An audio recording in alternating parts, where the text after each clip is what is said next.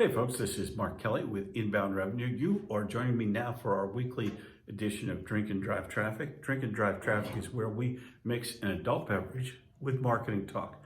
I'm going to tell you about this adult beverage. First of all, this is a 90 plus Old Vine Malbec from Argentina.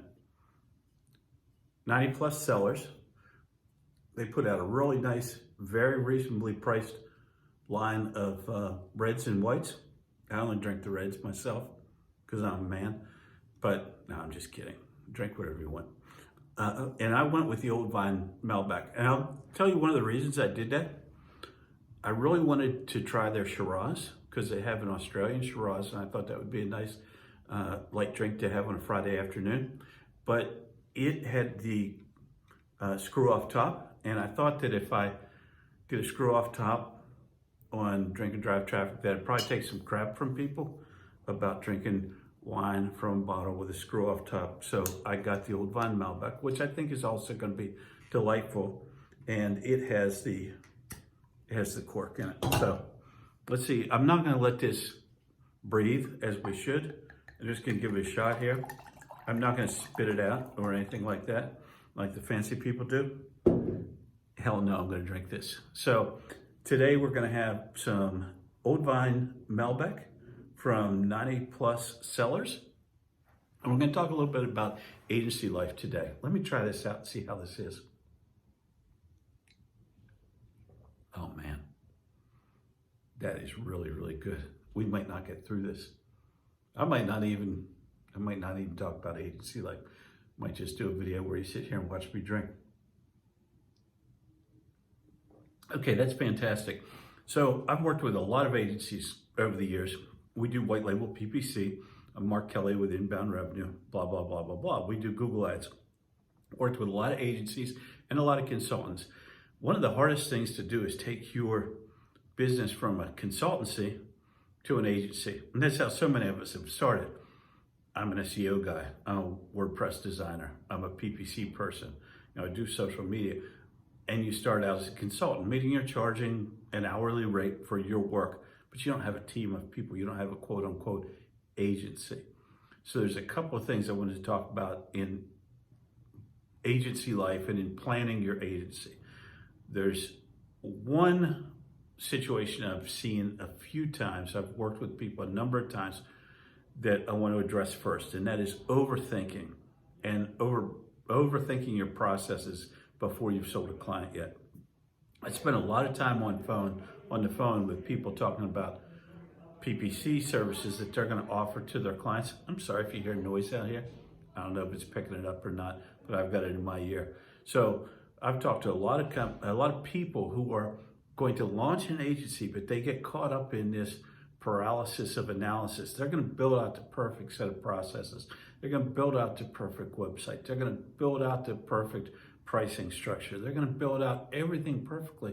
And they spend all this time, which I'm not saying don't plan at all. I would never say that. Planning is essential. But these people oftentimes never get past first base. They never even get close to first base. I would suggest they don't even get a walk when they get to home plate. They probably just strike out because they're spending all their time on perfecting things that they haven't done yet. What I would say is set up some basic processes, some basic services, launch, get some clients, and then based on that real world experience, start to make adjustments. So don't overanalyze what you're going to do with your agency before you've even started an agency. Don't spend all your time talking to vendors like me. I got to talk to a PPC guy and I got everything down. What are your processes? What are your images?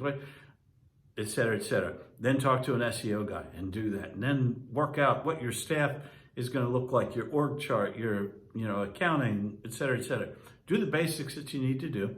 Go out and get some business and then work on those processes. Because in the end, revenue is the only thing. Having revenue and having clients and having good service is the only thing that matters. You can work out all the rest.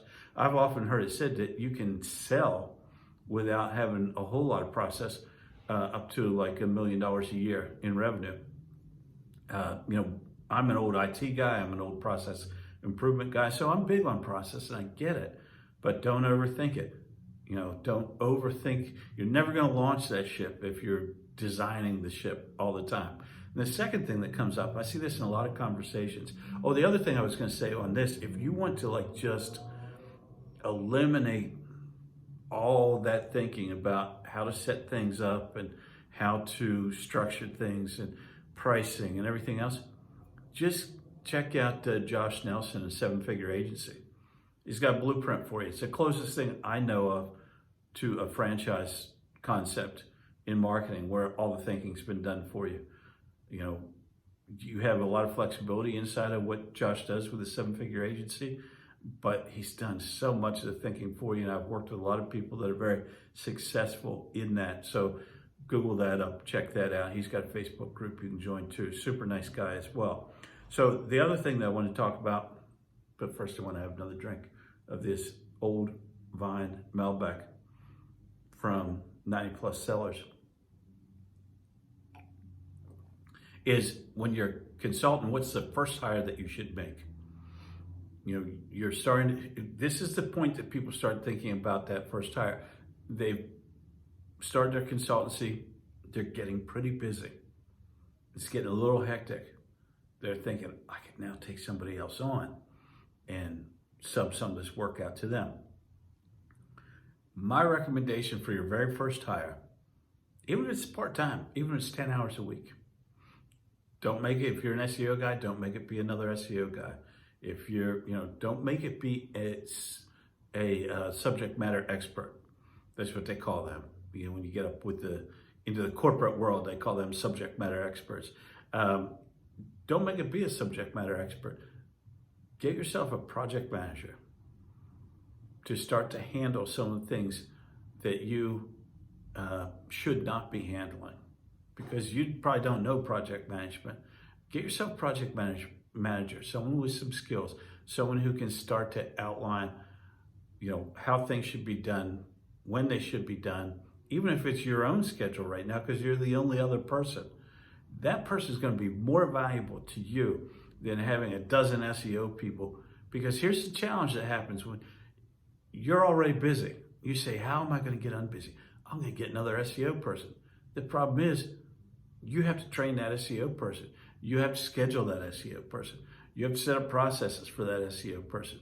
You didn't get unbusy. You just got busier. And now you're starting to think, crap, I could just do this myself.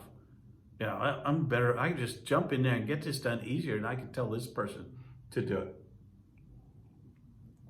This is my personal experience, at least. That's how I'm talking to you. Well, with everything that we talk about on these videos, I talk from my personal experience. I was a consultant, PPC, pretty successful, a bunch of clients coming on, start to scale. I bring in a quote unquote assistant who's going to help me with PPC. Now I have to manage the assistant. I tried to build up the processes. Everything kind of just was a little rickety. Fell apart in the sense that it wasn't a good platform to build on. I couldn't scale it. So I thought, I'll do the same thing, but I'll do it better this time. So I tried it again. Better quality assistant, a few more processes. Same outcome. Finally, I hired a project manager. Pushed a bunch of stuff off into her. All of a sudden, I had time for more valid things. She could bring me clients that or prospects she had already vetted. Not prospects, but potential contractors she had already vetted. She already had a schedule for them. She set them up into project management. She went through and set up processes. I would say, hey, we want to change this, this, or this, but I didn't have to think it all up myself. I didn't have to do it all myself. I didn't have to be, all of a sudden I had someone that was actually helpful to me in running my business. And then eventually you'll have that aha moment or that scared moment, as it was for me, when you're like, they're sort of running the business now. Do these folks really need me? I gotta make sure they don't know that they don't need me. Of course they need you. You're the founder, you're the leader, you're the heart and soul, whatever it is that you do within your organization. But of course it needs you. You just take on a different role at that point. So to me, the project manager is the key hire. However, that's my experience. I would love to hear your experiences because I know other people feel different ways about it. So drop your comments down below. I'd love to have a discussion in here on my Google Ads Facebook group, you know, wherever you want to do it. But reach out. Hope that you enjoyed the video. I know that you'll enjoy this wine. Again, what are we drinking here? 90 Plus Cellars. Matter of fact, I'll show you the bottle so you don't forget this. 90 Plus Cellars, Old Vine Malbec. Again, I was thinking about going with the Shiraz from Australia, but the twist off cap kind of held me back. I didn't have the guts to get out here and do a twist off cap and take the type of heat that you would give me for doing that, because you'd think I wasn't sophisticated, which, to be honest, I'm not. Have a good weekend, everybody. Talk to you again soon.